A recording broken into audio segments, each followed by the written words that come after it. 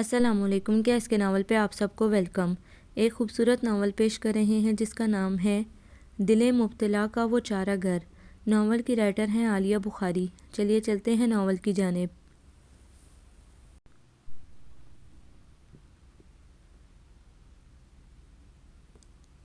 اور پھر کچھ یوں ہوا کہ بے حد ارمانوں کے ساتھ بیاہ کر لائی جانے والی چھوٹے بھیا کی دلہن کو شادی کے صرف 2 ماہ بعد ہی ان سب کا وجود کھٹکنے لگا۔ اس چیز کو سب سے پہلے محسوس کرنے والی سلویٰ تھی کہ گھر بھر میں سب سے زیادہ حساس ہونے کی بیماری اسی کو لاحق تھی۔ یہی وجہ تھی کہ اس وقت امی کے تیسری بار کہنے پر بھی کہ چھوٹی دلہن کو اوپر سے بلا لاؤ، وہ ٹس سے مس نہیں ہوئی تھی۔ رہنے دے امی، جب ان کا دل چاہے گا خود آ جائیں گی۔ وہ برآمدے میں رکھی کرسیوں کے کشنز پر استری شدہ کورز چڑھا رہی تھی۔ کیسے رہنے دیں؟ کیا سوچتی ہوگی؟ صبح سے اکیلی اوپر پڑے پڑے دل نہیں گھبرا گیا ہوگا؟ ناشتہ بھی تو تم اوپر ہی دے آئی تھی۔ امی نے کچھ خفگی سے کہا، ہمارے زمانے میں تو لڑکیاں 6 مہینے تک نئی دلہن کا پیچھا نہیں چھوڑتی تھیں۔ پڑوس کی لڑکیاں بھی صبح سے جمع ہو جاتی تھیں، لیکن یہاں تو ہر بات نرالی ہے۔ تخت پر بیٹھی نانی جان نے لقمہ دیا تو سلویٰ ہنس پڑی۔ نانی، وہ زمانہ اور تھا، اب ہر ایک کو پرائیویسی درکار ہے، اچھا نہیں سمجھا جاتا ہے ہر وقت کسی کے سر پر سوار رہنا۔ ارے اماں، آپ بھی کس کے آگے سر پھوڑ رہی ہیں؟ اس کے پاس تو ہر بات کا گڑا گڑایا جواب حاضر ہے۔ رحمت، ذرا چھوٹی دلہن سے کہنا کہ نیچے آ جائیں۔ امی نے سلویٰ کو گھور کر دیکھا اور صفائی کی غرض سے اوپر جاتی ہوئی رحمت سے کہا، بھلا یہ بھی کوئی طریقہ ہے کہ پاؤں میں مہندی لگا کر کمرے میں بیٹھ گئیں، نہ بڑوں کو سلام نہ دعا، شام کو میاں کے آتے ہی تیار ہو کر کھٹ کھٹ کرتی میکے کو چل دیں گی؟ نانی جان کی سمجھ میں سلویٰ کی بات کچھ آ گئی تھی، اسی لیے اپنے ذہن میں کھٹکتی بات وہ زبان پر لے آئی تھی۔ ارے اماں، نئے لوگ ہیں، نیا ماحول ہے، کچھ وقت تو لگتا ہے، پھر ابھی وہ ہمارے ساتھ دن ہی کتنے رہی ہے۔ شادی ہوتے ہی گھومنے پھرنے چلے گئے، آئے تو دلہن اپنے میکے رہنے چلی گئیں، پھر دعوتوں میں آنا جانا الگ۔ امی ہمیشہ سے صلح جو طبیعت کی تھی۔ وہ جی، چھوٹی دلہن پوچھ رہی ہیں کہ کچھ کام ہے کیا ان سے؟ زینے کے آخری سرے پر کھڑی رحمت نے زور سے کہا تو اپنے کام میں بدستور مصروف سلویٰ کو عجیب سا لگا، حالانکہ چھوٹی بھابھی کا جواب بالکل حسب توقع تھا۔ اچھا یوں کرو، پوچھ لو، چائے بھائی کو دل نہیں چاہ رہا؟ امی نے جواب کے انتظار میں کھڑی رحمت سے کہا۔ ارے واہ، کیسے صحیح موقع پر آیا ہوں، بھئی ایک کپ چائے ادھر بھی۔ حمزہ نے فاصلے سے ہی ہانک لگائی۔ السلام علیکم مانی۔ السلام علیکم نانی جان۔ خیریت؟ کیا ہو رہا ہے؟ وہ نانی جان کی قریبی گاؤں تکیے سے ٹیک لگا کر نیم دراز ہو گیا۔ جیتے رہو، تمہاری ماں کہاں ہے؟ کل سے چکر نہیں لگایا۔ نانی جان حمزہ سے ہمیشہ بہت خوش رہتی تھی، ابھی آئیں گی، آپ کے لیے ایک اسپیشل ڈش بنانے میں مصروف ہیں۔ اس نے نانی جان کے پاندان میں سے سونف اور مصری نکال کر منہ میں ڈالی۔ ارے لڑکی، تمہارے ہاں بڑوں کو سلام کرنے کا کوئی رواج نہیں ہے کیا؟ وہ سلویٰ کی طرف مڑا تو وہ جو پہلے ہی اس کی حرکتوں اور باتوں سے بیزار رہتی تھی، منہ بنا کر خاموشی رہی۔ کیا بات ہے، بڑی صفائیاں ہو رہی ہیں، کیا سسرال والوں کی آمد ہے؟ وہ اسے چھیڑے بغیر رہ ہی نہیں سکتا تھا۔ تمہیں مطلب؟ سلویٰ اس کے منہ لگنا نہیں چاہ رہی تھی، لیکن جانتی تھی کہ اگر خاموش رہی تو وہ بول بول کر زج کر دے گا۔ مطلب یہ کہ خوشی ہوتی ہے جب تمہیں اس طرح ذمہ داری سے کام کرتا دیکھتا ہوں۔ کیوں نانی جان؟ اس نے جان بوجھ کر نانی جان کو اپنا ہمنوا بنایا۔ ہاں اور کیا، ارے بیٹا، لڑکیوں کے تو یہی کام آتا ہے، اگر اگلے گھر سلیقے ہنرمندی سے رہیں گی تو سب میں واہ واہ ہوگی، ورنہ تو لوگ لڑکی کے ساتھ ماں باپ کو بھی نام دھرتے ہیں۔ لڑکیوں کی سلیقے مندی نانی جان کا پسندیدہ موضوع تھا، تو انہوں نے فوراً اظہار خیال کیا۔ دیکھ لو، تم اب تک یہیں کھڑی اور تائی جان چائے بھی لے آئیں، کیا زبردست خوشبو ہے کبابوں کی، دور سے ہی آ رہی ہے۔ وہ امی کو آتے دیکھ کر چہکا۔ خدا کے لیے حمزہ، یہ ہر وقت چلنے کی عادت چھوڑ دو، دن بدن پھیلتے جا رہے ہو۔ سلویٰ سے آخر ضبط نہ ہو سکا۔ نظر کیوں لگاتی ہو؟ میری امی تو کل ہی ابو سے کہہ رہی تھیں کہ نہ جانے حمزہ کو کیا ہوتا جا رہا ہے، کچھ کھاتا ہی نہیں ہے، اور یہ چرنے سے کیا مطلب ہے تمہارا؟ میں کوئی گدھا گھوڑا ہوں؟ صاف فتق عزت کا کیس ہے۔ چھوڑو بیٹا، تم یہ کباب لو، دیکھو تو کتنے مزے کے بنے ہیں، اور سلویٰ تم یہ چائے چھوٹی دلہن کو اوپر دے کے آؤ۔ امی اچھی طرح جانتی تھی کہ ایک دفعہ دونوں کی بحث شروع ہو جائے تو کوئی بھی چپ ہونے کے لیے تیار نہیں ہوتا۔ ویسے تائی جان، مجھے تو بیچارے اسمند کا خیال آتا ہے، یہ تو زندگی بھر اس کے نوالے ہی گنتی رہے گی۔ قصداً زور سے کہا گیا یہ جملہ سیڑھیاں چڑھتی سلویٰ نے بھی سنا۔ جی تو چاہا کہ پلٹ کر کرارا سا جواب دے، لیکن کچھ سوچ کر آگے بڑھ گئی۔ کون ہے؟ دستک کے جواب میں بند دروازے کے پیچھے سے چھوٹی بھابھی کی آواز ابھری۔ چھوٹی بھابھی، میں ہوں سلویٰ۔ اس نے اپنے لہجے میں شگفتگی پیدا کرنے کی پوری کوشش کی۔ کیا کام ہے؟ دروازہ کھول کر پوچھا گیا تو سلویٰ کا دل چاہا کہ کہے، دیکھ دم کرانی ہے۔ نہ جانے چھوٹی بھابھی جٹ سے کام کیوں پوچھ لیتی تھی، حالانکہ کھیر پکوا لینے کے باوجود ان کا گھر میں قیام با تکلف مہمانوں کا سا تھا۔ میں نے سوچا آپ بور ہو رہی ہوں گی، اسی لیے آپ کے ساتھ چل کر چائے پی جائے۔ اس نے کمرے کے اندر قدم رکھا تو چھوٹی بھابھی کو راستہ دینا ہی پڑا، ورنہ ان کے انداز سے تو لگ رہا تھا کہ وہ سلویٰ کو باہر سے ہی ٹہلانے کی فکر میں ہیں۔ چھوٹی بھابھی رحمت نے کمرے کی ڈسٹنگ نہیں کی۔ سلویٰ کو رحمت پر غصہ آ گیا، سارے فرنیچر پر گرد کی تہہ جم رہی تھی۔ نہیں، وہ آئی تو تھی لیکن میں نے منع کر دیا، میں ذرا میگزین پڑھ رہی تھی۔ انداز بے نیازی قابل دید تھا۔ سلویٰ نے خاموش نظر کمرے کی ابتر حالت پر ڈالتے ہوئے چائے کی ٹرے سائڈ ٹیبل پر رکھی۔ صبح سے ناشتے کے برتن ابھی تک وہیں پڑے تھے۔ صوفے پر سے گیلا تولیہ اٹھا کر اس نے باہر کی طرف بالکنی میں رکھی کرسی پر پھیلایا۔ نہ جانے کتنے دن کی دعوتوں میں پہنے گئے کپڑے بھی صوفے پر ڈھیر کی شکل میں جمع تھے۔ کل جو چھوٹے بھیا کے کپڑے لانڈری سے منگوا کر امی نے اوپر بھیجے تھے وہ بھی ایک کونے میں کارپیٹ پر رکھے تھے، ابھی تک الماری میں رکھنے کی زحمت نہیں کی گئی تھی۔ یا خدا، یہ خاتون صبح سے آخر کیا کر رہی تھیں؟ سلویٰ نے چھوٹی بھابھی کے شکن آلود کپڑوں اور الجھے الجھے بالوں کو دیکھتے ہوئے سوچا، لائیں آپ کے کپڑے استری کر دوں، چینج کر لیں۔ اس نے چائے کا کپ ان کی طرف بڑھاتے ہوئے کہا، ابھی تو موڈ نہیں ہو رہا، شام کو دانش کے ساتھ جانا ہے، جبھی دیکھوں گی۔ وہ دوبارہ میگزین اٹھا چکی تھیں۔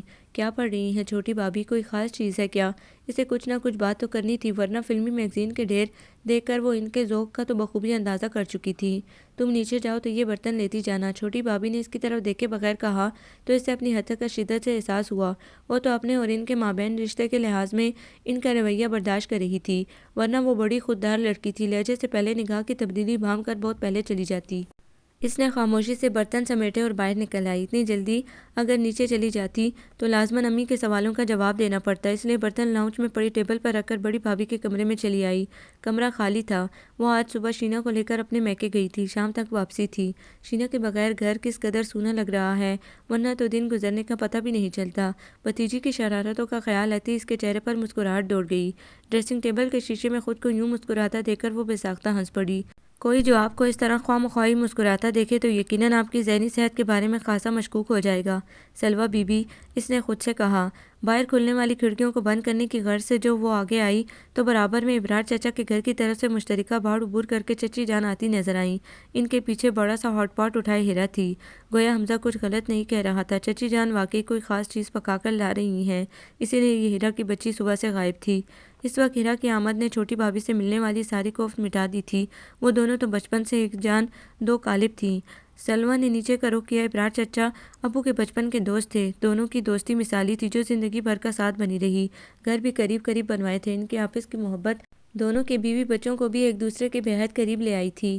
نئے ملنے والے تو انہیں سگے تایا چچا کی اولاد سمجھتے تھے اور وہ لوگ کبھی اس کی تردید بھی نہیں کرتے تھے۔ چند سال قبل سلویٰ کے ابو کے انتقال کے بعد ابرار چچا نے باوجود شدید غم کے ان بہن بھائیوں کو بڑی محبت سے سنبھالا تھا۔ عمر اور دانش سلویٰ سے بڑے تھے، جنہیں وہ بڑے بھیا اور چھوٹے بھیا کہا کرتی تھی۔ ادھر ابرار چچا کے بچے حمزہ اور ہیرا تھے۔ ہیرا اور سلویٰ گریجویشن کرنے کے بعد فی الحال فارغ تھیں، جبکہ حمزہ پچھلے چند سال سے MSc کر کے جاب ڈھونڈنے میں مصروف تھا۔ لگتا ہے تمہارے اسفندیار بہادر کی سواری آئی ہوئی ہے، پورچ میں کھڑی بڑی خالہ کی گاڑی کے پیچھے اپنی گاڑی پارک کرتے ہوئے حمزہ نے کہا۔ آج وہ لاکھ خوشامد کروانے پر سلویٰ اور ہیرا کو بازار لے کر گیا تھا۔ خواہ مخواہ اتنے پیسے برباد کیے، اسوی کے ساتھ چلی جاتی، بیچارہ خوشی خوشی ساری شاپنگ کرا دیتا۔ وہ سلویٰ سے مخاطب تھا، شرم تو نہیں آتی تمہیں؟ پہلے کبھی مجھے اس کے ساتھ بازار جاتے دیکھا ہے؟ میں تو بات بھی بہت کم کرتی ہوں۔ سلویٰ ناراض سی ہو گئی۔ بڑی خالہ کے اسفند کے ساتھ اس کی بات تب سے طے تھی جب وہ محض 9ویں کلاس کی طالبہ تھی۔ کتنا ملال ہے بیچاری کو باتیں نہ کرنے کا۔ چلو اب ان سے کہتا ہوں کبھی کبھار فون ہی کر لیا کریں۔ حمزہ کے بچے، میں تمہیں جان سے مار دوں گی اگر سب کے سامنے کچھ بکواس کی۔ وہ بری طرح چڑ چکی تھی، لیکن حمزہ تو اس کی بات سننے سے پہلے ہی ڈرائنگ روم کے کھلے دروازے سے اندر غائب ہو چکا تھا۔ اندر آ کر خالہ جان کے ساتھ اسفند کے بجائے شہر کو پا کر اس نے سکھ کا سانس لیا، ورنہ اس حمزہ کی زبان سے تو وہ واقعی ڈرتی تھی کہ نہ جانے کب کہاں پھسل جائے۔ آپ کب آئیں بڑی خالہ؟ وہ محبت سے ان کے گلے لگ گئیں۔ آئے ہوئے تو کافی دیر ہو گئی، تمہارے انتظار میں تھی کہ اپنی بیٹی سے تو مل کر جاؤں۔ بڑی خالہ کو سلویٰ سے بے حد محبت تھی، اپنی بیٹی نہ ہونے کی کمی وہ اس کی شکل میں پوری کر لیا کرتی تھیں۔ بڑی خالہ، اسفند نہیں آیا اس ویکنڈ پر؟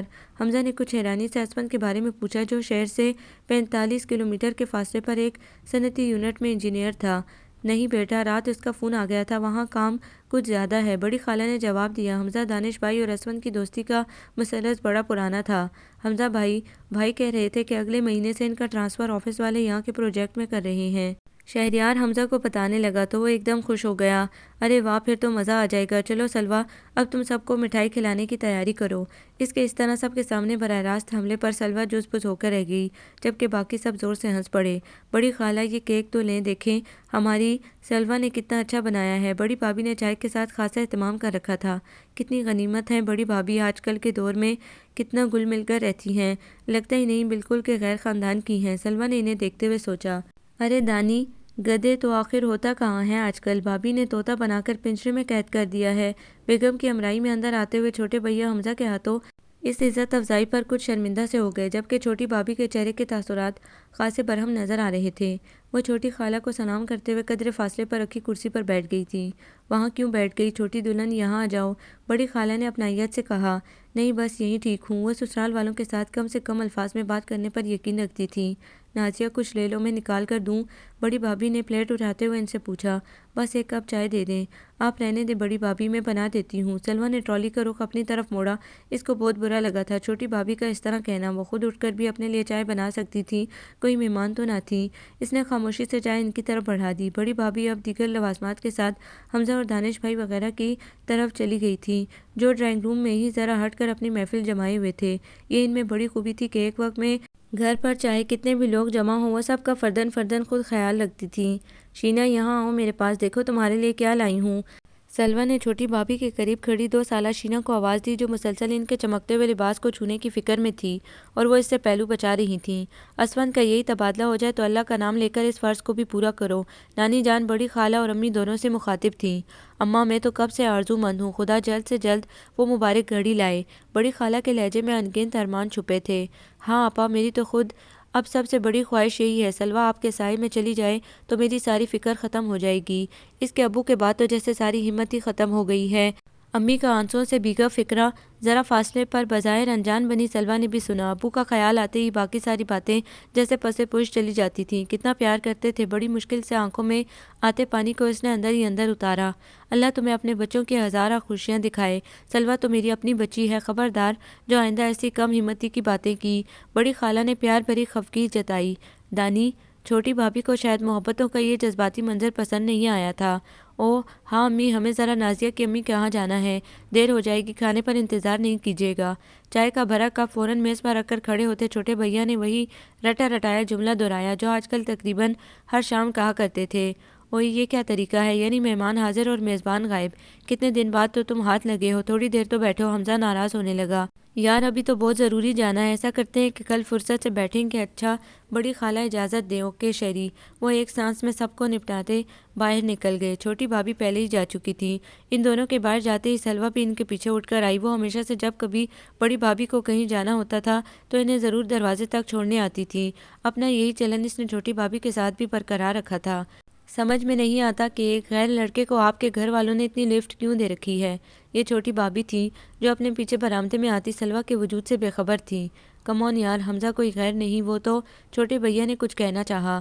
غیر نہیں تو کیا ہے، جوان بہن گھر میں موجود ہے اور وہ 24 گھنٹے یہیں جمع رہتا ہے۔ کم سے کم الفاظ کا استعمال کرنے والی چھوٹی بھابھی کس روانی سے ان کے گھرانے کے پاکیزہ ماحول پر چھینٹیں اڑا رہی تھی۔ سلویٰ کے ماتھے پر پسینہ آ گیا، اس سے قدم آگے بڑھایا ہی نہیں گیا۔ ستون کی ہاٹ سے اسے وہ دونوں دکھائی دے رہے تھے۔ چھوٹے بھیا اب شاید بیوی کا بگڑا ہوا موڈ درست کرنے کے لیے مسکرا کر کوئی بات کر رہے تھے، لیکن ان کا موڈ تو اب یقیناً میکے پہنچ کر ہی درست ہونا تھا۔ سلویٰ چند لمحے وہیں بیٹھ گئی۔ چھوٹی بھابھی کی ذہنیت پر ماتم کرنے کا دل چاہ رہا تھا اور اس سے کہیں زیادہ رنج اسے چھوٹے بھیا پر ہو رہا تھا۔ سب گھر والے کیا، اسی لیے وہ خوشی ان کی پسند کو ہمیشہ کے لیے اپنے گھر لے آئے تھے کہ وہ یہاں آ کر ان کے ہنستے بستے ماحول کی دھجیاں بکھیریں۔ سلویٰ کی کچھ سمجھ میں نہیں آ رہا تھا۔ اندر سے آتے حمزہ اور شہری کے کہہ کے بڑی بھابھی، ہیرا، بڑی خالہ وغیرہ کی ملی جلی آوازیں، کیا یہ سب چھوٹی بھابھی کی ذہنیت کی نظر ہونے کو ہے؟ اسے ڈر سا لگنے لگا۔ خدا نہ کرے، زیر لب کہہ کر وہ اٹھ کھڑی ہوئی۔ ذہن سے سارے خدشات کو جھٹکتے ہوئے اس نے اندر کا رخ کیا۔ امی، وہ مجھے آپ سے ضروری بات کرنی ہے۔ نہ جانے کتنے دن بعد چھوٹے بھیا اس وقت گھر پر تھے۔ ہاں ہاں بیٹا کہو، رک کیوں گئے؟ وہ بیٹے کے پاس آ کر بیٹھنے سے ہی خوش ہو گئیں۔ امی، نازیہ الگ گھر لینا چاہ رہی ہیں۔ انہوں نے جھجکتے ہوئے بات شروع کی۔ ہاؤس رینٹ تو مجھے ملتا ہی ہے، اسی لیے کوئی دشواری نہیں ہوگی، لیکن یہاں تکلیف کیا ہے، اتنا بڑا گھر ہے، پھر ہم 2 ہی تو بھائی ہیں۔ بڑے بھیا ٹائم کا نیا شمارہ بند کرتے ہوئے بولے۔ امی بیچاری تو منہ کھولے چھوٹے بھیا کی شکل دیکھ رہی تھیں۔ نہیں نہیں بڑے بھیا، تکلیف تو کچھ نہیں، بس نازیہ چاہ رہی ہے کہ اپنی امی کے نزدیک رہے، گھر تو ان کے قریب دیکھ لیا ہے، بس اب آپ لوگ اجازت دیں تو۔ جب تم فیصلہ کر ہی چکے ہو تو پھر اجازت کیسی؟ بڑے بھیا کی خفگی بجا تھی۔ بڑے بھیا پلیز میری بات سمجھنے کی کوشش کریں، میں آتا جاتا رہوں گا، بلکہ روز ہی آیا کروں گا۔ امی آپ بھی کچھ کہیں۔ وہ امی کے شانے پر ہاتھ رکھتے ہوئے بولے، ٹھیک ہے بیٹا، جیسے تمہاری خوشی۔ انہوں نے بیچارگی سے سر ہلا دیا۔ بس تو ٹھیک ہے، میں ذرا نازیہ کو بتا دوں۔ یہ مشکل مرحلہ اتنی آسانی سے طے ہوتا دیکھ کر چھوٹے بھیا کی خوشی چھپائی نہیں چھپ رہی تھی۔ وہ تیز قدم اٹھاتے اوپر جاتی سیڑھیوں کی جانب بڑھ گئے۔ امی آپ بالکل فکر مت کریں، جب آپ کا دل چاہا کرے گا میں آپ کو دانی سے ملوا لایا کروں گا، پھر ہم سب تو ہیں نا آپ کے پاس۔ بڑے بھیا نے گمسم بیٹھی امی کو خود سے لگاتے ہوئے نہ جانے انہیں تسلی دی تھی یا اپنے آپ کو۔ حالانکہ چھوٹی بھابھی گھر میں برائے نام ہی رہا کرتی تھیں، پھر بھی اوپری منزل میں ان کے زیر استعمال کمرے ان کی موجودگی کا احساس دلاتے رہتے تھے۔ اب ان کمروں کی بدلی ہوئی سیٹنگ سے یہ احساس بھی جاتا رہا تھا۔ کئی دن تک تو سب لوگوں کو بڑا عجیب سا لگا۔ چھوٹے بھیا کے گھر آنے جانے کے اوقات میں ناشتے کھانے کے لیے سب کے اکٹھا ہوتے ہوئے بہرحال ایک خالی پن سا محسوس ہوتا تھا۔ یہاں تک کہ نانی جان، جن کے پاس چھوٹی بھابھی کبھی 2 گھڑی بیٹھنے کا تکلف بھی نہیں کرتی تھی، بہانے سے انہیں یاد کیا کرتی تھیں۔ روزانہ آنے کا دعویٰ کرنے والے چھوٹے بھیا 10-12 دن میں بمشکل کھڑے کھڑے آتے تھے، اور وہ بھی اکیلے۔ سلویٰ کو چھوٹے بھیا کے الگ ہونے کا اتنا رنج نہیں تھا، کیونکہ وہ تو بہت جلد چھوٹی بھابھی کی ٹائپ سمجھ چکی تھی۔ اس کے خیال میں تو یہ ایک طرح سے اچھا ہی ہوا تھا، ورنہ ان کی شرپسند فطرت پتہ نہیں کیا کیا رنگ دکھاتی۔ ہاں، امی کو دیکھ کر اس کا دل ضرور کڑتا تھا۔ روزانہ شام سے وہ بے مقصد بیرونی برآمدے اور لان کا چکر لگاتی رہتی تھیں۔ گرمیوں کی دوپہر میں جب سب اپنے اپنے کمروں میں لمبی تان کر سویا کرتے، وہ چھوٹے بھیا کے فون کے انتظار میں رہتی۔ گھر میں کوئی اچھی چیز پکتی تو ان کی پوری کوشش ہوتی کہ کسی طرح چھوٹے بھیا تک پہنچ جائے۔ بڑی بھابھی بھی امی کی کیفیت کو اچھی طرح سمجھتی تھی، اس لیے پہلے ہی چھوٹے بھیا کا حصہ نکال کر فریج میں رکھ دیتی اور کسی نہ کسی طرح حمزہ یا بڑے بھیا کے ہاتھ بھجوا کر چھوڑتی۔ سلویٰ دل سے ان کی شکر گزار تھی، جو حقیقتاً بہو سے بڑھ کر بیٹی تھی۔ شروع میں تو یہ سب لوگ گاہے بگاہے چھوٹے بھیا کے گھر کا چکر لگا لیتے تھے، لیکن جلد ہی چھوٹی بھابھی کا رویہ بہت کچھ سمجھا گیا۔ پچھلی دفعہ تو سلویٰ اور امی کے جانے پر وہ سر پر پٹی باندھ کر ایسا کمرے میں جا کر لیٹی کہ ان کے واپس آتے وقت بھی باہر نہ آئی۔ اس دن کے بعد امی نے چھوٹے بھیا کے گھر جانے کی خواہش کا اظہار نہیں کیا تھا، لیکن وہ چھوٹے بھیا کی دوری کتنا محسوس کر رہی ہوں گی، سلویٰ کو اچھی طرح احساس تھا۔ اس دن کے بعد تقریباً 12-13 دن ہو گئے تھے۔ چھوٹے بھیا کے ہاں کی کوئی خیر خبر نہیں تھی۔ ان کا فون بھی خراب تھا، جو کوئی رسپانس نہیں مل رہا تھا۔ بڑے بھیا ہفتے بھر کے لیے کسی کام سے اسلام آباد گئے ہوئے تھے، ورنہ وہ تو فوراً جا کر خیریت معلوم کر ہی لیتے۔ سوز شام امی کو چھپکے آنسو صاف کرتا دیکھ کر سلویٰ سے ضبط نہ ہو سکا، اور وہ ہیرا اور حمزہ کے ساتھ چھوٹے بھیا کے گھر چلی آئی۔ تیسری دفعہ بیل بجانے پر دروازہ کھلا، آنے والے چھوٹے بھیا ہی تھے۔ بڑی ہوئی شیو اور ملگچے کپڑوں میں انہیں دیکھ کر سلویٰ کے دل کو دھکا سا لگا۔ شرم کرو، بخار ہی تو آیا تھا، کوئی قیامت تو نہیں آ گئی تھی؟ تائی جان کی پریشانی کا کچھ تو خیال کیا ہوتا۔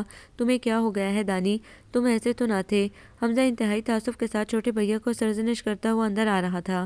چھوٹی بھابھی بازار گئی ہوئی تھی۔ سلویٰ کو تعجب ہوا، ایسی کیا اہم شاپنگ تھی جو وہ چھوٹے بھیا کو تنہا بخار میں چھوڑ کر چلی گئی تھی؟ گھر کا حال حسب سابق تھا۔ ہیرا نے فلور کشن اور گاؤ تکیوں کو ترتیب دے کر بیٹھنے کی جگہ بنائی۔ میلے اور جگہ جگہ سے ادھڑے ہوئے کشن کتنا خراب تاثر دے رہے تھے۔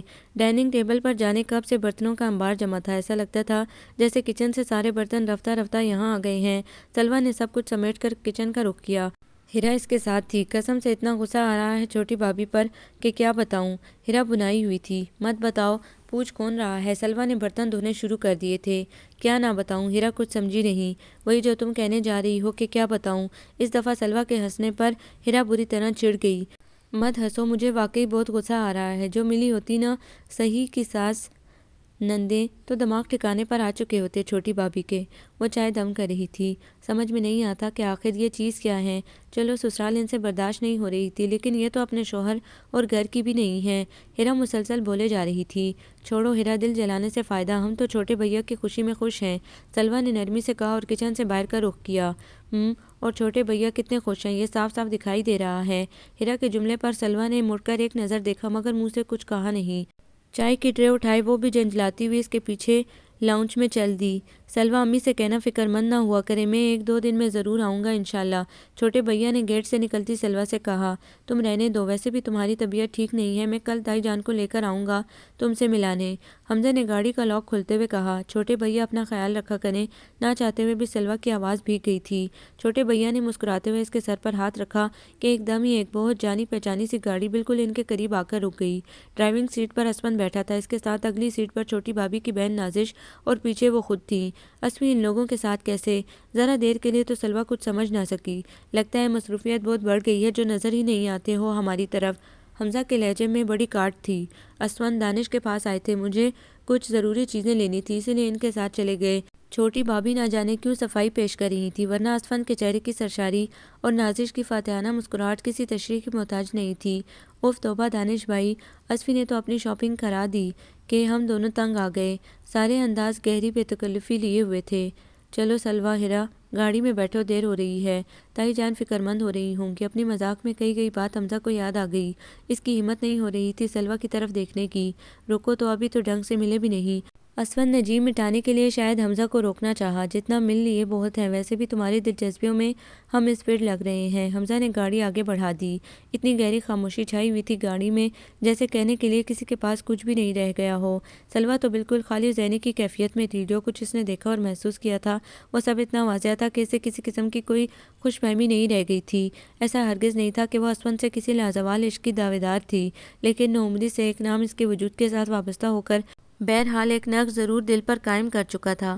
امی کس طرح برداشت کریں گی؟ ہمیشہ کی طرح اسے امی کی فکر شروع ہو گئی تھی۔ اس رشتے سے امی کی کتنی خوشیاں اور ارمان وابستہ ہیں اسے اچھی طرح پتہ تھا، اور امی ہی کیا، بڑی خالہ، نانی جان، بڑے بھیا، بھابھی، سب اس سارے معاملے کو کس طرح فیس کریں گے؟ اس کے دل میں طرح طرح کے وہم اٹھنے لگے۔ بھائی کچھ کام ہے کیا؟ ہیرا نے آئس کریم پارلر کے آگے گاڑی رکتے دیکھ کر دیر سے چھائی ہوئی خاموشی کو توڑا۔ ہاں، سلامی پیش کرنے جا رہا ہوں، حمزہ نے جل کر کہا۔ بیوقوف، یہاں رکا ہوں تو ظاہر ہے کہ تم لوگوں کو آئس کریم کھلانی ہے۔ ہیرا کے ساتھ سلویٰ کو بھی سخت حیرت ہوئی۔ وہ تو کبھی سونف سپاری کے پیکٹ بھی خوشامد کروائے بغیر نہیں لا کر دیتا تھا، نہ کہ آج۔ پھر دل نہ چاہنے کے باوجود سلویٰ کو زبردستی آئس کریم کھانی ہی پڑی۔ حمزہ اب مسلسل ادھر ادھر کی ہانکے جا رہا تھا، اور ہیرا بھی اس کا ساتھ دے رہی تھی۔ صاف لگ رہا تھا کہ دونوں اس کا دھیان بٹانے کی فکر میں ہیں۔ ان کی اس کوشش کو محسوس کرتے ہوئے سلویٰ بھی پھیکی مسکراہٹ کے ساتھ باتوں میں مصروف ہو گئی۔ سنو، تائی جان وغیرہ سے کچھ ذکر کرنے کی ضرورت نہیں، خواہ مخواہ پریشان ہوں گی۔ گھر کے گیٹ سے گاڑی اندر کرتے ہوئے حمزہ نے کہا تو سلویٰ کو اس کے اس درجہ حساس ہونے پر حیرت سی ہوئی۔ اسے عجیب دھڑکا سا لگ گیا تھا۔ ایسی باتیں کب تک چھپی رہ سکتی ہیں بھلا، سلویٰ سوچتی۔ چھوٹی بھابھی تو اچھی طرح اس کے اور اسفند کے مابین رشتے کے متعلق جانتی تھی، پھر بھی انہوں نے اور پھر اسفند خود کوئی بڑی تقریب تو منعقد نہیں ہوئی تھی، لیکن گھر میں قریبی عزیزوں کی موجودگی میں سے اور اسفند کو ایک دوسرے کے نام کی انگوٹھی پہنائی گئی تھی۔ سارے خاندان اور ملنے جلنے والوں میں ابو خود کتنے دن تک مٹھائی بانٹتے پھرے تھے، کتنے خوش تھے وہ اس رشتے سے، اور بڑی خالہ بیچاری اتنے برسوں سے عید بقر عید کے علاوہ بھی موقع بے موقع اس کے لیے کتنا اہتمام کیا کرتی تھی۔ ایسا نہیں تھا کہ خود اس کے دل کو کوئی تکلیف نہیں پہنچی تھی۔ اپنے بلند حوصلہ ہونے کی دعوے دار تو وہ کبھی بھی نہیں رہی تھی، لیکن طبیعت کی خودداری نے گر کر کوئی چیز حاصل کرنے سے ہمیشہ باز رکھا تھا۔ ان چند دنوں میں جتنی بار بھی وہ منظر اس کی آنکھوں کے سامنے لہرایا، اس کے یقین کو پختہ کر گیا۔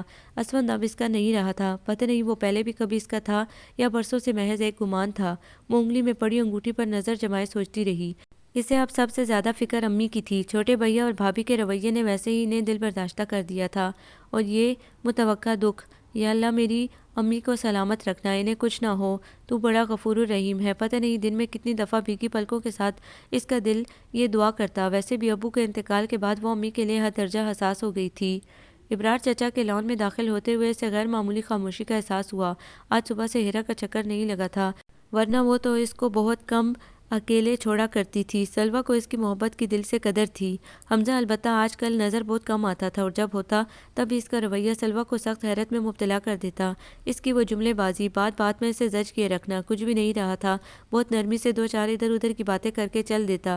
اس کی آنکھیں بے شک سلویٰ کو کچھ کھوجتی محسوس ہوتی، جیسے اس کے چہرے پر کچھ لکھا ہو، جیسے وہ پڑھنے کی تگ و دو میں ہو۔ سلویٰ کوئی گری پڑی نہیں، اور نہ ہی تم میں کوئی ایسے ہیرے جوڑے ہوئے ہیں، لیکن جب یہی سب کچھ کرنا تھا تو بہت پہلے سوچنا تھا۔ حمزہ کے منہ سے اپنا نام سن کر وہ لاؤنج سے ملحقہ راہداری میں رک گئی۔ اس سے پہلے تو اس انڈرسٹینڈنگ کی کمی کا تمہیں کبھی خیال نہیں آیا، یا یہ خیال نازش بیگم کی دین ہے؟ انڈرسٹینڈنگ پر خاصا زور تھا حمزہ کا۔ اب بالکل واضح تھا کہ اس کا مخاطب اسفند ہی تھا۔ خواہ مخواہ بہانے مت تراشو، سلویٰ اس وقت ضرور چھوٹی تھی لیکن تم کوئی دودھ پیتے بچے نہیں تھے، این میں پہنچ چکے تھے۔ اس وقت تو بڑی خوشی خوشی انگوٹھی پہن لی تھی۔ غصے اور جھنجھلاہٹ سے اس کی آواز خاصی اونچی تھی۔ سلویٰ کہ تو خیر تم قابل ہی نہیں ہو، بہت اچھا ہوا جو پہلے ہی تمہارا پتہ چل گیا، لیکن اتنا یاد رکھنا اسوی، اتنے سارے دلوں کو دکھا کر تم کبھی خوش نہیں رہ سکو گے۔ اس ایک رشتے کو قائم کرنے کے لیے تم ان سب لوگوں کو کھو دو گے جو تم سے پیار کرتے ہیں، بلکہ کھو چکے ہو۔ وہ جھٹکے سے ٹیلی فون بند کر کے دوسرے دروازے سے شاید اپنے کمرے کی طرف چلا گیا تھا۔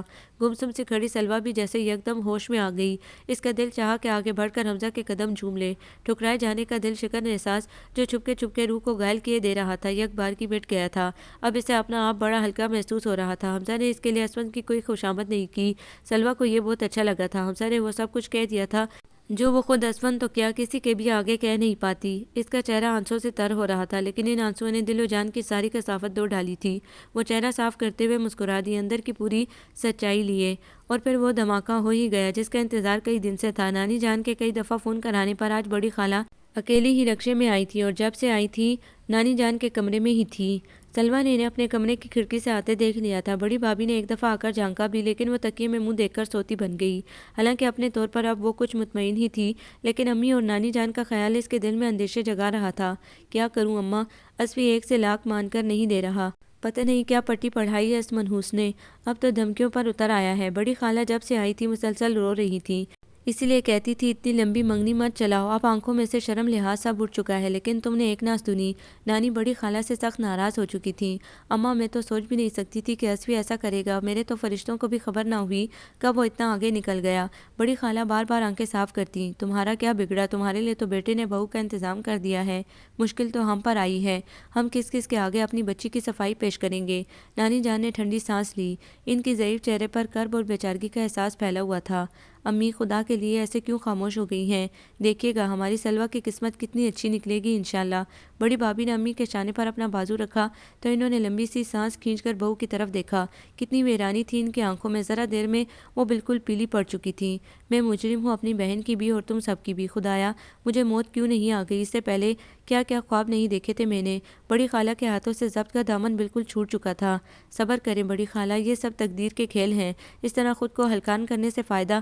امی پلیز خود کو سنبھالیں، اللہ نے چاہا تو سب کچھ ٹھیک ہو جائے گا۔ بڑے بھیا تحمل سے کام لے رہے تھے۔ ارے ان جادوگرنیوں کو یہی خاندان نظر آیا ہے کیا؟ پہلے ایک لے اڑی اور اب یہ دوسری، اللہ کا غضب پڑے ان پر۔ نانی اب آنسوں کے ساتھ کوسنوں پر اتر آئی تھی۔ ایسا نہ کہیں اماں، اللہ ہمارے بچوں کو اپنی امان میں رکھے، وہ بھی تو آخر انہی سے منسوب ہیں۔ امی نے ممتا کے ہاتھوں تڑپ کر کہا۔ تھوڑی دیر بیٹھ کر بڑی خالہ چلی گئی تھی۔ شہریار انہیں لینے آیا تھا۔ سلویٰ نے اپنے کمرے کی کھڑکی سے جھانکا۔ بڑی خالہ کے چہرے کا کرب اتنی دور سے بھی واضح تھا۔ وہ ایک بار پھر امی کے گلے لگ کر پھوٹ پھوٹ کر رو پڑی۔ پتہ نہیں بیچاری بڑی خالہ کتنے دن سے اس محاذ پر لڑ رہی ہوں گی۔ سلویٰ نے سوچا شہریار بھی مجرموں کی طرح سر جھکائے کھڑا تھا، ان کا بھلا کیا قصور ہے؟ سلویٰ کو ان دونوں پر رحم آنے لگا، لیکن ایسا تو کبھی کبھی ہوتا ہی ہے کہ اپنے لیے خوشیوں کی فصل کاٹتے ہاتھ سوچے سمجھے بنا دوسروں کے دل میں دکھ کے بیج بوتے چلے جاتے ہیں۔ آج پہلا موقع تھا جو بڑی خالہ اس سے ملے بغیر چلی گئی تھی۔ وہ اس کا سامنا کرنے کی اپنے اندر ہمت نہیں کر پا رہی تھی، لیکن کوئی اور بھی اسے اٹھانے اب تک نہیں آیا تھا۔ اسے کچھ حیرت ہونے لگی۔ نانی جان تو اس کے یوں دیر تک سونے کی سب سے بڑی مخالف تھی۔ مغرب تک سونا تو ان کے نزدیک بڑی نحوست کی نشانی تھی، ہول اٹھنے لگتے تھے انہیں۔ سلویٰ آخر مغرب کی نماز پڑھ کر خود ہی باہر نکل آئی۔ اتنی دیر اللہ کے حضور جھکے رہنے کے بعد وہ خاصی پرسکون تھی۔ اپنے کل معاملات اس مالک حقیقی کے سپرد کر کے انسان کتنا بے نیاز ہو جاتا ہے، یہی کیفیت اس کی بھی تھی۔ گھر میں بڑا سناٹا پھیلا ہوا تھا۔ وہ کچن میں چلی آئی۔ کیا سوچ رہی ہیں بڑی بھابھی؟ اس نے کچن میں پڑی کرسی پر سوچوں میں گم بڑی بھابھی کو بیٹھے دیکھ کر بشاشت سے کہا۔ حد کر دی آپ نے، اٹھایا بھی نہیں مجھے۔ چائے کے لیے کیتلی میں پانی بھرتے ہوئے اس کے کسی انداز سے یہ ظاہر نہیں ہو رہا تھا کہ وہ خود پر آنے والی اس قیامت سے آگاہ ہے۔ ہاں وہ بس میں آ ہی رہی تھی۔ بڑی بھابھی گڑبڑا گئی۔ بڑے بھیا کہیں گئے ہوئے ہیں کیا؟ شینا بھی نظر نہیں آ رہی۔ نہیں، وہ ابرار چچا آ گئے، کہیں ان کے پاس بیٹھے ہیں۔ ان لوگوں کو بھی چائے دے آؤں؟ اس نے سوالیہ نظروں سے بڑی بھابھی کی طرف دیکھا۔ نہیں، انہیں تو میں دے آئی ہوں، تم ایسا کرو کچھ دیر کے لیے ہیرا کے پاس چلی جاؤ، وہ بلا کر گئی ہے۔ وہ اپنے طور پر اسے ممکنہ غم سے بچانے کی کوشش کر رہی تھی۔ سلویٰ کو ان پر بہت پیار آ رہا تھا۔ ان کی آنکھوں کی ہلکی ہلکی سوجن صاف ظاہر کر رہی تھی کہ وہ روتی رہی ہیں۔ رات کو چکر لگا لوں گی، کھانے کا اس وقت کیا کرنا ہے پہلے وہ بتا دیں۔ کھانے میں تو بہت وقت پڑا ہے، سالن رکھا ہی ہے، باقی کبابوں کا قیمہ تیار ہے، وہ تل لیں گے۔ ابھی تو تم ہیرا کے پاس ہو ہی آؤ۔ اچھا پھر میں چلی ہی جاتی ہوں۔ چائے کا کپ خالی کرتے ہوئے اس نے کہا۔ بار بار بڑی بھابھی کی بات رد کرنا اسے اچھا نہیں لگا۔ کچن کے دروازے تک پہنچ کر جیسے اسے کچھ یاد آیا، یہ آپ امی کو دے دیجیے گا، بڑی خالہ کو واپس بھیج دیں۔ اس نے مٹھی میں دبائی انگوٹھی کاؤنٹر پر بڑی بھابھی کے سامنے رکھ دی۔ خود کو لاکھ سمجھانے کے باوجود بھی انگوٹھی اتارتے ہوئے لمحے بھر کے لیے اس کا دل بری طرح کانپا تھا۔ اور آپ لوگ میری بالکل فکر نہ کریں، مجھے کچھ نہیں ہو رہا۔ جس کے پاس اتنے سارے پیار کرنے والے لوگ ہوں وہ بھلا کیسے خسارے میں ہو سکتا ہے؟ سلویٰ نے بڑی بھابھی کے پھیکے پڑتے چہرے کو چھوتے ہوئے نرمی سے بات مکمل کی اور فوراً ہی باہر نکل گئی۔ نوعمری میں دکھایا گیا پہلا خواب کرچی کرچی ہو کر اس کی آنکھوں میں بھر گیا تھا۔ اس نے سختی سے آنکھوں کو رگڑ کر چھلکتے ہوئے آنسوؤں کو روکا۔ اس کی انگلی کے گرد انگوٹھی کا نشان کتنا گہرا ہو رہا تھا۔ غیر ارادی طور پر وہ اسے دوسرے ہاتھ کے انگوٹھے سے رگڑتی ہوئی ہیرا کے گھر کی طرف بڑھ گئی، جیسے دل پر پڑے نقش کی طرح اسے بھی مٹا دینا چاہتی ہو۔ بڑی خالہ کی ہزار منتوں کے باوجود نانی نے اسون کی شادی میں شرکت کی حامی نہیں بھری، حتیٰ کہ امی اور بڑے بھیا کے زور دینے پر بھی ان کی ایک نہ ہاں میں تبدیل نہ ہو سکی تھی۔ دل تو امی کا بھی راضی نہ تھا، لیکن سلویٰ نے انہیں منا کر چھوڑا۔ ان گزرتے دنوں میں اس نے خود کو خوش اور مگن ظاہر کرنے کی جو شعوری کوششیں کی تھیں، ان سے وہ خاصی مطمئن ہو چکی تھیں۔ پھر بھی ایک ہوک سی تو رہ کر اٹھتی ہی تھی۔ ملنے جلنے والوں کی وساطت سے اس کے لیے کتنے گھرانوں نے ہاتھ پھیلانا چاہا، لیکن اس کی منگنی کی اطلاع آنے سے پہلے ہی سب کے قدم روک دیتی تھی۔ امی کو اب اپنی جلد بازی پر بہت رنج تھا۔ سلویٰ تو شاید امی کو مطمئن کرنے کی خاطر خود بھی اسون کی شادی میں شرکت کے لیے تیار ہو جاتی، لیکن بھلا ہو بڑے بھیا کا، جنہوں نے نہ صرف سلویٰ بلکہ اپنی اور بڑی بھابھی کی شرکت کے سوال کو بڑی شدت کے ساتھ رد کر دیا تھا۔ نانی جان کو البتہ بڑی خالہ کے بے حد اصرار پر انہوں نے وہاں جانے کے لیے راضی کرنا چاہا تھا، لیکن پھر تھک ہار کر خاموش ہو گئے تھے۔ جس دن اسون کی شادی کی تاریخ طے ہو رہی تھی، اس روز رات کو دیر سے چھوٹے بھیا امی کے پاس آئے تھے۔ دیر تک نانی جان کی پھٹکار سہ کر وہ بچوں کی طرح بھلک اٹھے تھے۔ مجھے معاف کر دیں امی، یہ ساری مصیبت میری ہی لائی ہے۔ اپنی بہن کی بربادی کا احساس مجھے کسی پل چین نہیں لینے دیتا ہے۔ خدا نہ کرے جو میری بچی برباد ہو۔ برباد تو وہ ہوں گے جو اس کی خوشیاں چھین کر آباد ہونے کے خواب دیکھ رہے ہیں۔ نانی جان کے ہاتھ سے صبر کا دامن چھوٹ چکا تھا۔ چھوٹے بھیا کے بہتے آنسوؤں میں اور تیزی آ گئی تھی۔ اب ان سب باتوں کو رہنے دے، مجھے اپنے رب پر پورا بھروسہ ہے، وہ اپنے بندے پر اس کی ہمت سے بڑھ کر بوجھ نہیں ڈالتا۔ سلویٰ کے لیے بھی یقیناً زندگی کے اگلے موڑ پر بے اندازہ خوشیاں منتظر ہوں گی۔ بڑے بھیا کے لہجے کا ٹھہراؤ سب کے دلوں میں سکون بن کر اتر گیا تھا۔ حمزہ تو اسون کے لاکھ منانے کے باوجود بھی اس سے ملنا جلنا تقریباً ترک ہی کر چکا تھا، اسی لیے اس کے جانے کا بھی سوال نہ تھا۔ آخر بڑے بحث و مباحثے کے بعد ابرار چچا اور امی ذرا دیر کے لیے گئے اور نکاح ہوتے ہی فوراً واپس چلے آئے۔ بڑی خالہ بیچاری تو اس برائے نام شرکت کا کیا برا مانتی، وہ تو اپنے آپ کو بہن سے آنکھ ملانے کے قابل بھی نہیں پا رہی تھیں۔ چھوٹی بھابھی نے البتہ آسمان سر پر اٹھا لیا اور سسرال والوں کی اپنی میکے کی تقریب میں اس طرح کی شرکت کو اپنی کھلی بے عزتی گردان رہی تھیں۔ میری تو دو کوڑی کی عزت نہیں رہی اپنے خاندان میں، ایسا کون سا غضب ہو گیا تھا جو یوں باجماعت بائیکاٹ کیا گیا؟ ان سب کے دلوں کو پہنچنے والی ٹھیس چھوٹی بھابھی کے نزدیک یا تو کوئی اہمیت رکھتی ہی نہیں تھی، یا پھر وہ جان بوجھ کر اس کو اہمیت دینا نہیں چاہ رہی تھیں۔ ایک وہ بڑی خالہ ہر موقع پر ایسے منہ لٹکائے بیٹھی رہیں جیسے کسی کے پرسے کے لیے آئی ہوں، جسے نہیں معلوم اس کو بھی خبر ہو گئی۔ ہر ایک تو مجھے یہ الزام دھر رہا تھا کہ نند کی منگنی توڑوا کر بہن کی شادی کروا دی۔ وہ سانس لینے کو رکیں۔ بس کرو چھوٹی دلہن، خواہ مخواہ بات امی نے کہنا چاہا، لیکن چھوٹی بھابھی نے تیزی سے بات کاٹی۔ کیوں چھوڑ دیں، ہر ایک ہمیں کہہ رہا ہے، یہ کوئی نہیں کہتا کہ جب اسون نے سلویٰ کو اس قابل ہی نہیں سمجھا تو اس میں ہمارا کیا قصور؟ اپنے مقصد میں کامیاب ہونے کے باوجود ان کی زبان مسلسل زہر اگل رہی تھی۔ امی نے شکر ادا کیا کہ سلویٰ ہیرا کے ساتھ اپنی کسی سہیلی کے ہاں گئی ہوئی تھی۔ نازیہ اب خدا کے لیے خاموش ہو جاؤ، آخر مجھے کتنا ذلیل کرا کر چھوڑو گی؟ چھوٹے بھیا روحان سے ہو رہے تھے۔ ذلیل ہوں ہمارے دشمن، ہمیں تو اللہ نے سرخرو کیا ہے۔ وہ فخر سے گردن اونچی کر کے گویا ہوئی تو نانی جان کا پارا 7ویں آسمان پر جا پہنچا۔ اس زام میں مت رہنا بی بی، اللہ ظالموں کا ساتھ کبھی نہیں دیتا، یہ تو اس کی دی ہوئی ڈیل ہے۔ اس وقت سے ڈرو جب وہ رسی کھینچے گا۔ سن رہے ہو دانی، یعنی آپ ہمیں بدوائیں دی جا رہی ہیں؟ ارے اپنی نواسی کی فکر کریں، جسے بچپن کے منگیتر نے ٹھکرا دیا، کہیں ساری عمر اسی گھر میں نہ بیٹھی رہے۔ وہ شرم و لحاظ کی ساری حدیں پار کر چکی تھیں۔ اللہ نہ کرے۔ امی نے دہل کر بڑی بے بسی سے چھوٹے بھیا کی طرف دیکھا۔ اماں کے ساتھ بدزبانی کرنے کی ضرورت نہیں ہے، یہ ابرار چچا تھے جو ابھی ابھی چچی جان اور بڑے بھیا کے ساتھ ڈرائنگ روم میں داخل ہوئے تھے۔ ان کے لہجے کا جلال اور بڑے بھیا کا سرخ ہوتا چہرہ ظاہر کر رہا تھا کہ وہ لوگ چھوٹی بھابھی کے آخری جملے بخوبی سن چکے ہیں اور میری زندگی میں سلویٰ کی فکر کرنے کی کسی کو ضرورت نہیں ہے۔ اماں، آپ بزرگ ہیں، آج سب گھر والوں کے سامنے آپ کے سامنے دامن پھیلا رہا ہوں، سلویٰ کو میرے حمزہ کی دلہن بنا دیں۔ ابرار چچا دونوں ہاتھ نانی جان کے گھٹنے پر رکھ کر ان کے قریب بیٹھ گئے۔ ہاں بھابھی، ہم تو صرف حمزہ کی نوکری کی وجہ سے خاموش تھے، اب جب کہ اسے معقول ملازمت مل چکی ہے تو سلویٰ پر سب سے زیادہ حق صرف ہمارا ہے۔ چچی جان کی محبت بھرے لہجے پر امی کی آنکھیں ڈبڈبا گئیں۔ میں کیا کہوں بیٹا، سلویٰ کے لیے تو باپ کے بعد تم ہی ہو، اللہ تم سب کو خوش رکھے۔ نانی ابرار چچا کے سر پر ہاتھ پھیر کر رونے لگیں۔ تو یہ کہنا کہ سب کچھ پہلے سے ہی سیٹ تھا، خواہ مخواہ کی ڈرامے بازی۔ چھوٹی بھابھی پوری طرح تلملا رہی تھیں۔ حمزہ کی شاندار پرسنالٹی، ابرار چچا کی وسیع جائیداد ان کے دل پر آرے چلا رہی تھی۔ تم خاموش رہو چھوٹی دلہن، عمر میں تم سے پوچھ رہا ہوں، تم بتاؤ تمہارا کیا فیصلہ ہے؟ ابرار چچا بڑے بھیا سے مخاطب تھے۔ آپ سب بڑوں کے ہوتے ہوئے میرا کیا فیصلہ ہے چچا جان، جو آپ سب کی خوشی۔ انہوں نے بات مکمل کر کے امی کی طرف دیکھا جو دوپٹے کے پلو سے آنکھیں صاف کر رہی تھیں، لیکن ہونٹ بڑے دنوں بعد مسکرا رہے تھے۔ جب ہماری کوئی حیثیت ہی نہیں ہے کسی صلاح مشورے میں، پھر ہم یہاں کیوں بیٹھے ہیں؟ چلیں دانی۔ چھوٹی بھابھی جو اپنے طور پر زخموں پر نمک چھڑکنے کا سوچ کر آئی تھیں، بازی کو یوں پلٹتا دیکھ کر بری طرح کسیا رہی تھیں۔ تم جانا چاہتی ہو تو چلی جاؤ، میں ابھی نہیں جا رہا ہوں۔ چھوٹے بھیا اٹھ کر امی کے نزدیک جا بیٹھے تو چھوٹی بھابھی پیر پٹکتی باہر لان میں چلی گئی۔ بھابھی جلدی سے اپنا فیصلہ تو سنا دیں، قسم سے مجھے بڑی بے چینی ہو رہی ہے۔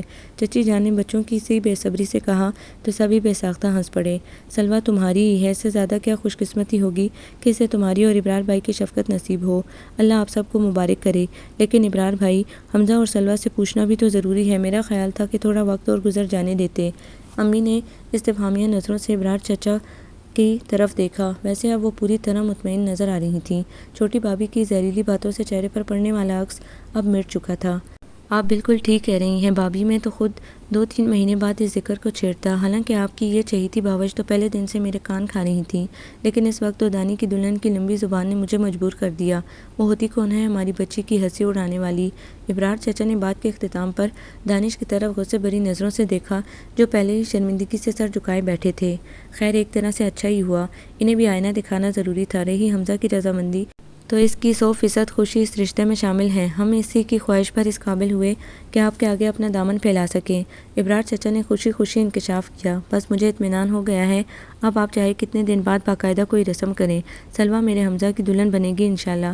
چچی جان نے نانی کے ہاتھ سے پان کا بیڑا لیتے ہوئے کہا، دانی تم جا کر دیکھو کہیں چھوٹی دلہن غصے میں اکیلی نہ چل دیں، اور بیٹا کوشش کرنا کہ آئندہ یہاں اکیلے ہی آیا کرو، ہم بہو بیٹیوں کی عزت کرنے والے لوگ ہیں اور وہ ہماری شرافت کو ہماری کمزوری بنائے دے رہی ہے۔ امی کی آواز بھرا گئی تھی۔ سلویٰ نے صاف انکار کر دیا تھا۔ امی کی خاطر بڑی سے بڑی قیامت سے گزر جانے والی سلویٰ انہی کی خوشی کی خاطر حمزہ سے رشتے کے لیے راضی نہیں ہو پا رہی تھی۔ بڑی بھابھی سے سمجھا سمجھا کر تھک چکی تھیں، نانی جان، امی، بڑے بھیا سب بھی فرداً فرداً اس کو راضی کرنے کی کوشش میں ناکام ہو چکے تھے۔ یہ بات نہیں تھی کہ اسے حمزہ میں کوئی برائی نظر نہیں آ رہی تھی، بلکہ اب تو وہ اس کی دل سے عزت کرتی تھی، لیکن پچھلے دنوں کی مسلسل اعصاب شکن جنگ اسے بری طرح تھکا چکی تھی۔ فی الحال کسی بھی تبدیلی کو قبول کرنے سے وہ گریزاں تھی، اور پھر چھوٹی بھابھی کی باتیں بنانے کا خوف۔ ہیرا پلیز سمجھنے کی کوشش کرو، ایسا کس طرح ہو سکتا ہے؟ وہ ہیرا کو اپنا موقف سمجھانے کی کوشش کر رہی تھی جو گھنٹے بھر سے اس کا سر کھا رہی تھی۔ کیوں، کیا مشکل ہے، یا تمہیں ہم سب کی محبت کے یقین نہیں ہے؟ ہیرا اب ناراض ہونے کی تیاری کر رہی تھی۔ کیسی باتیں کرتی ہو، شرم تو نہیں آتی؟ سلویٰ نے شوقی نظروں سے ہیرا کی طرف دیکھا جو چہرے پر مصنوعی خفگی طاری کیے دوسری طرف دیکھ رہی تھی۔ تم جانتی تو ہو چھوٹی بھابھی کی ذہنیت، پہلے وہ کیا کم کیچڑ اچھال چکی ہیں۔ سلویٰ کے لہجے میں گہرا دکھ تھا۔ دیکھو سلویٰ، اگر زندگی میں چھوٹی بھابھی جیسے لوگوں کی اتنی پرواہ کی تو جینا بہت مشکل ہو جائے گا۔ یہ یاد رکھنا، ان جیسے لوگ ہم میں سے کتنوں کو ہی قدم قدم پر ملتے ہیں، مختلف روپ لیے، دوسروں کو گرا کر، ان کا حق مار کر، اپنا قد اونچا کرنے والے وقتی طور پر کامیاب بھی ہو جاتے ہیں، لیکن آخر کار وہ تہی دامن رہ جاتے ہیں۔ خیر اور برکتوں سے محروم بد نصیب لوگ۔ حمزہ نے رک رک کر بات پوری کی، وہ نہ جانے کس لمحے میں ان کے قریب آ کھڑا ہوا تھا۔ سلویٰ سے کوئی جواب نہیں بن پایا۔ اس نے مدد کے لیے ہیرا کی طرف دیکھا تو وہ مسکراتی ہوئی وہاں سے سرک گئی۔ میں تمہیں زبردستی اپنے حق میں فیصلہ کرنے کے لیے نہیں کہوں گا، لیکن زندگی میں کسی بھی لمحے میں تمہیں میری ضرورت ہوئی تو میں تمہیں منتظر ملوں گا۔ اس کے دل کی سچائی پورے وجود کو منور کیے ہوئے تھی۔ سلویٰ نے لمحہ بھر کے لیے آنکھ اٹھا کر دیکھا۔ اپنی بات ختم کر کے وہ رکا نہیں، بلکہ تیز تیز قدم اٹھاتا اپنے گھر کی طرف چلا گیا تھا۔ سلویٰ ابھی تک اس کی موجودگی کے احساس کے زیر اثر تھی۔ کتنا بدل گیا ہے یہ، اب تو اس سے بات کرنا بھی مشکل ہوتا جا رہا ہے۔ اس قدر حتمی انداز میں اپنی بات کہہ گیا ہے۔ سلویٰ دل ہی دل میں الجھتی رہی۔ بظاہر کچھ عرصے سے سلویٰ کی شادی کا موضوع ٹھنڈا تھا، کم از کم اس کے سامنے کوئی ذکر نہیں چھیڑتا تھا، حتیٰ کہ ہیرا بھی۔ ویسے سب لوگ اسی طرح آتے جاتے۔ ابرار چچا اور چچی جان کی بے اندازہ محبتیں اسے کبھی کبھی شرمندہ کر دیتی۔ حمزہ بھی آتا جاتا رہتا، لیکن اس دن کے بعد اس نے دوبارہ اس موضوع کو نہیں چھیڑا تھا۔ سلویٰ کے ساتھ اس کا رویہ معمول کے مطابق تھا۔ امی، بڑی بھابھی، نانی، کوئی بھی اس بات کو نہیں اٹھا رہا تھا، پر سلویٰ کو لگتا تھا کہ وہ سب اس کے جواب کے منتظر ہیں، اور وہ خود کیا چاہ رہی ہے وہ خود بھی نہیں جان پا رہی تھی۔ بڑی خالہ کا آنا جانا ایک بار پھر کافی بڑھ چکا تھا۔ وہ بیچاری بھی کیا کرتی، میکے میں ایک بہن اور ماں کے علاوہ ان کا تھا ہی کون۔ ہمیشہ سے دل کی ساری باتیں وہ امی سے ہی کیا کرتی تھیں۔ حالات نے ظاہری طور پر انہیں مجبور ضرور کر دیا تھا، لیکن دل سے وہ اس ساری صورتحال کو قبول نہیں کر سکی تھیں۔ اس میں اسفند اور نازش کا بھی ہاتھ تھا، جن کے درمیان اختلافات شادی کے ابتدائی دنوں سے ہی جنم لے چکے تھے۔ سلویٰ کو بڑی بھابھی کے ذریعے ان باتوں کا علم ہوا تھا، ورنہ بڑی خالہ تو اس کے سامنے اسفند کا نام تک نہیں لیتی تھیں۔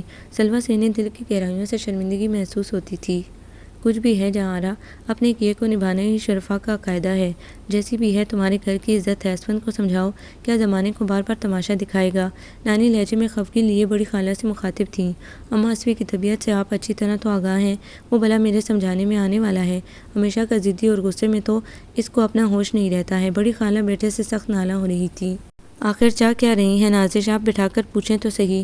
امی نے رائے دی تو بڑی خالہ پھیکی سی ہنس دی۔ میرے پاس بیٹھنا انہیں گوارا کب ہے، اور پھر پوچھنا کیا؟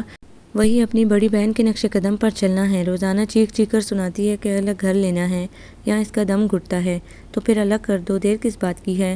آخر دانی کی دلہن کے رنگ ڈھنگ تو تم دیکھ ہی چکی تھی۔ حرفوں کی بنی ہوئی ہیں یہ بہنیں۔ نانی کو شدید رنج تھا چھوٹی بھابھی کی بدزبانی کا۔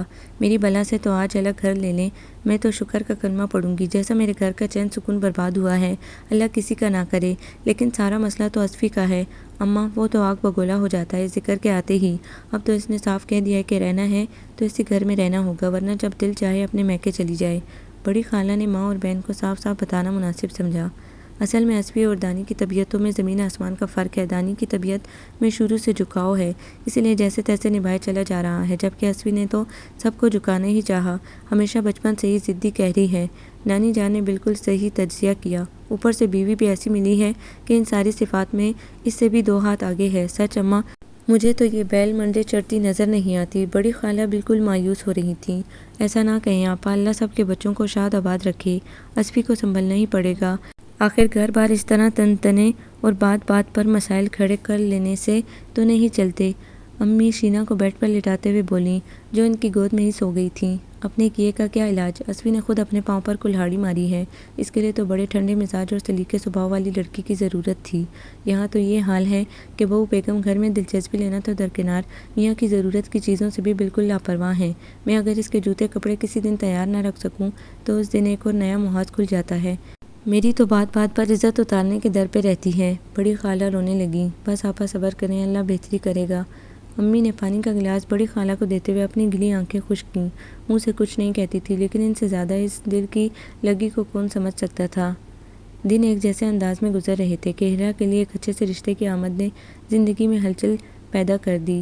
لڑکا ڈاکٹر تھا اور بہت اچھے خاندان سے تعلق تھا۔ اسلام آباد میں ہیرا کی خالہ رہتی تھی، انہی کے توسط سے یہ پیغام آیا تھا۔ ہیرا کی متوقع سسرال بھی وہیں مقیم تھی۔ ہیرا کی خالہ کے ان سے بڑے پرانے تعلقات تھے، وہ ہر طرح سے اطمینان دلا رہی تھیں۔ ابرار چچا اور چچی جان امی اور بڑے بھیا کو لے کر 2 دن کے لیے اسلام آباد گئے تھے۔ لڑکے اور اس کے گھر والوں سے مل کر سب کو یہ اطمینان ہوا تھا، کل رات کی فلائٹ سے ہی یہ لوگ واپس آئے تھے، کہ یہ دھماکہ خیز خبر منتظر تھی۔ اسفند اور نازش میں علیحدگی ہو گئی۔ معمولی سی بات اتنی بڑی کہ سب کچھ بہا کر لے گئی۔ نازش شوہر کے غصے کو بڑھاوا دینے میں تو ماہر تھی ہی، اس لیے بار بار طلاق کی تکرار کرنے لگی۔ بڑی خالہ بیچاری نہیں کرتی رہ گئی، اور اسفند نے چند جملوں میں سارا کھیل ہی ختم کر دیا۔ سارے گھر میں ایسی خاموشی تھی کہ دل گھبرایا جا رہا تھا۔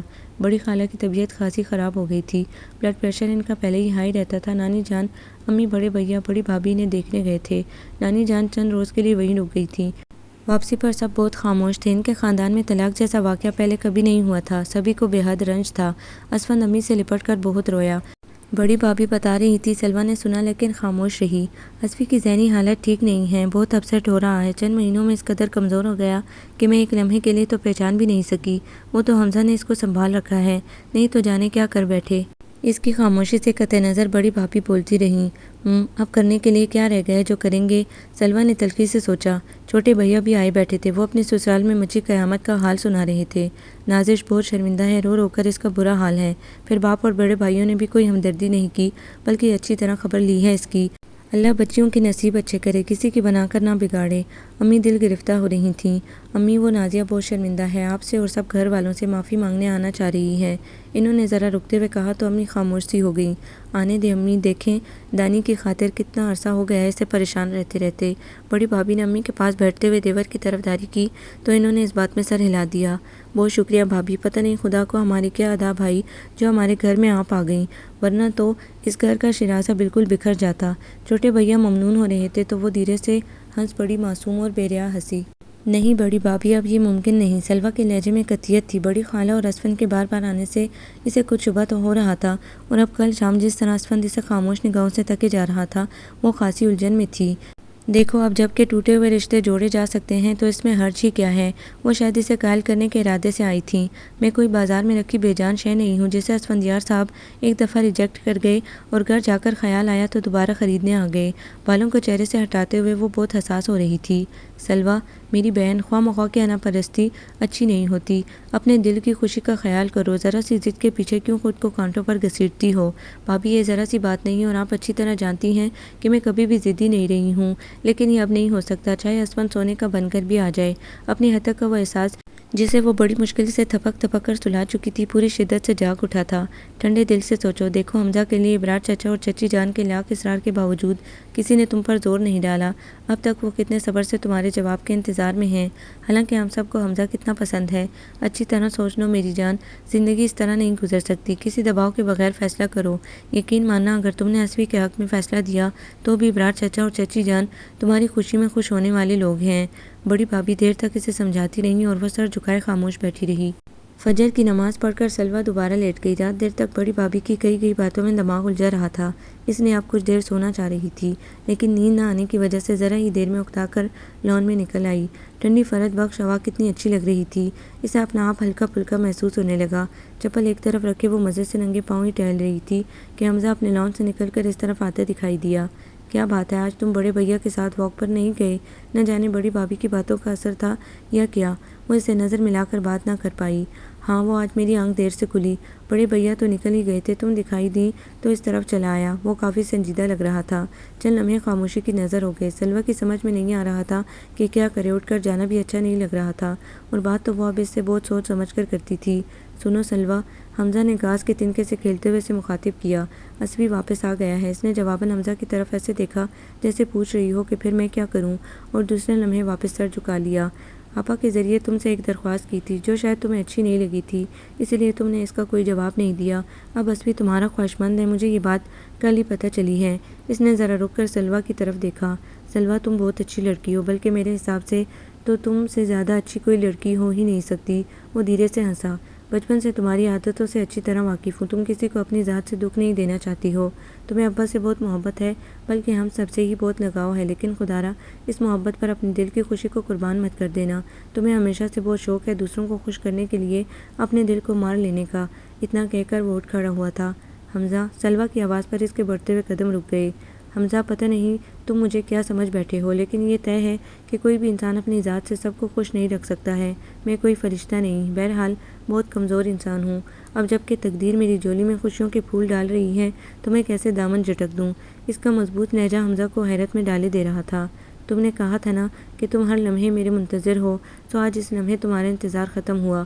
اس نے بات پوری کی تو حمزہ شرمیلی مسکراہٹ سے سجے چہرے کی تابانیوں میں کھو سا گیا۔ اے سلویٰ، بات تو سنو۔ اس نے جیسے ہوش میں آ کر اسے پکارا، لیکن وہ تو اپنی بات مکمل کرتے ہی تیزی سے اندر کی طرف دوڑ لگا چکی تھی، جہاں ابھی سے بڑی بھابھی کو اپنے فیصلے سے آگاہ کرنا تھا۔ آپ کو یہ ناول کیسا لگا؟ کمنٹس میں اپنی رائے ضرور دیں۔ ہمارے چینل کو لائک کریں، سبسکرائب کریں، شیئر کریں۔